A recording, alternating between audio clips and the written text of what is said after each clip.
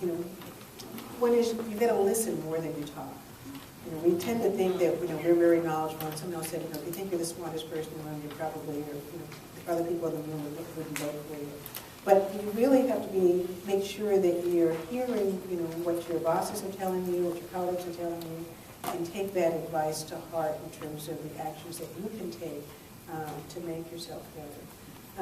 If I would add one more thing, I'd say you need to have a plan, which is be intentional about, okay, what are the things that I'm trying to accomplish? What timeline am I working on? Am I making progress? And am I not? And the third one is work-life balance. I didn't get here by myself. 36 years. You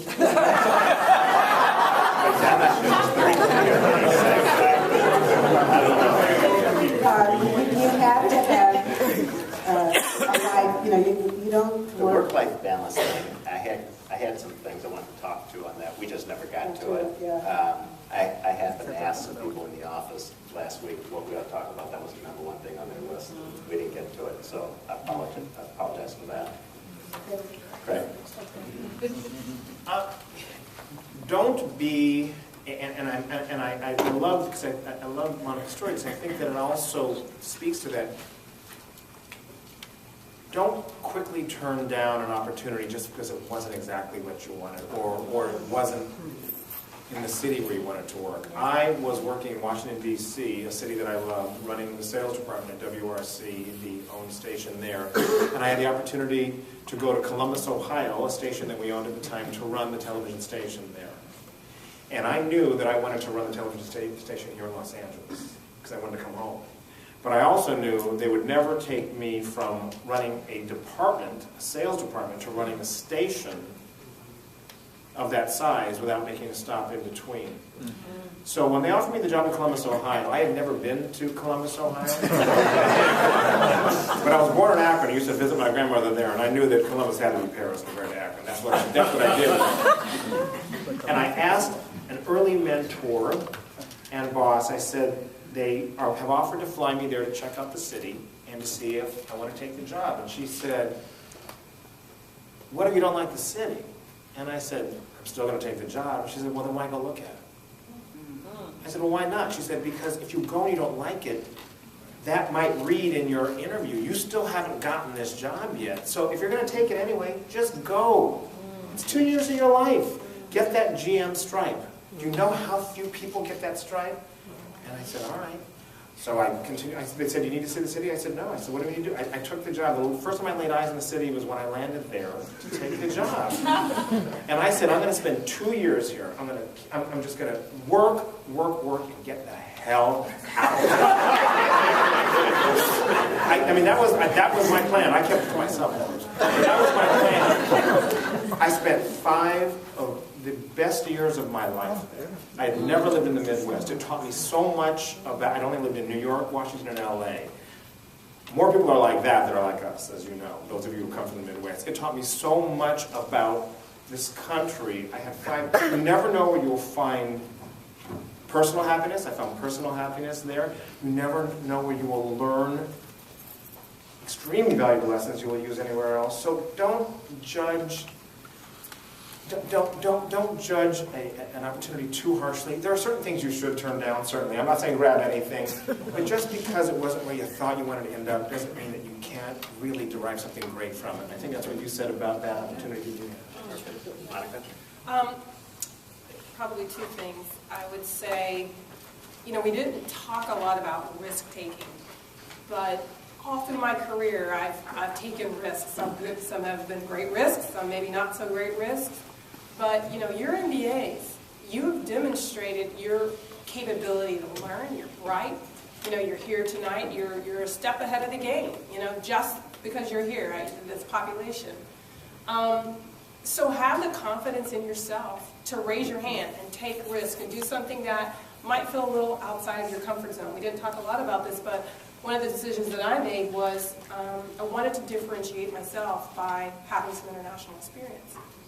And so I decided, I took an assignment. I went to Puerto Rico. I mentioned that in my opening. And I lived there for 2 years. And when I got there, I didn't speak Spanish. And half of my staff didn't speak English. So it was definitely a challenge. You know, they speak in a lot of slang too. I didn't get the jokes and, you know, all that kind of stuff. But, you know, I put myself in environments everywhere I could, even outside of the office, to learn the language and the culture. And I would tell you that the number one reason why executives didn't make it through their expat assignments there wasn't because of their skills. Again, it was because they couldn't figure out how to translate doing business in a different culture. Exactly. They just couldn't flip that switch. My mentor in that environment was one of my staff members. She was on my team. And she said, you know what, I wanted to learn English. You were an answer to prayer from God. I said, look, I'll teach you English if you teach me how to work in Puerto Rico. And she did that. And that was a key to my success. It kind of gets to this mentor thing and who's a mentor. She was absolutely critical to that. It was one of the best experiences of my life, personally and professionally. And I accomplished so many things that, you know, initially I thought, wow, this is a huge challenge. You know, but and I still go back now. I have friends there, and it was amazingly enriching. So my point here is take a risk, understand who you are and how you're going to differentiate yourself. You know, for me, it was really the international piece and some other things as well. But what is it going to be for you? What is it going to be for you? Carlton. I ain't got a clue, man.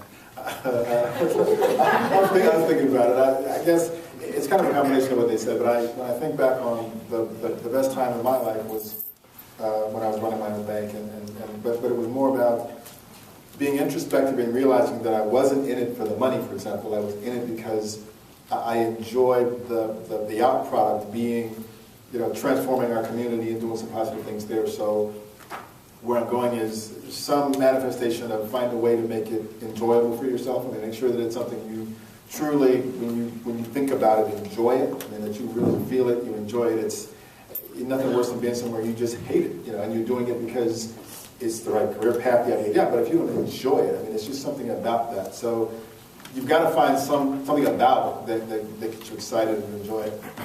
And then the other thing is going back to our discussion about this know, like, and trust thing. I mean, there's a real sensibility around getting people to know you, getting people to like you, and more importantly, getting people to trust you. When they trust you, things happen. It's very simplistic, but that's just the way it works. It's always worked that way, and it always will. Okay. Elaine. So I would actually say something very similar to what he just said, which is we were going to talk about work-life balance, but we didn't. So I guess what I would say instead is life is short. Do work that you enjoy. Do work that you're good at.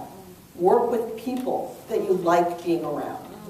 And if you do those things, you will have some work-life balance right there. And do work that's meaningful to you. I think I've been very fortunate because all of the work that I do means a lot to me, and I feel like I'm making a contribution while I'm using my skills and while I'm enjoying what I do. And so I think that's a really important thing. And I've known it was time to move in a different direction when I no longer liked what I was doing or I didn't like the people that I was working with. That was the signal, it's time to do something else. Life is too short.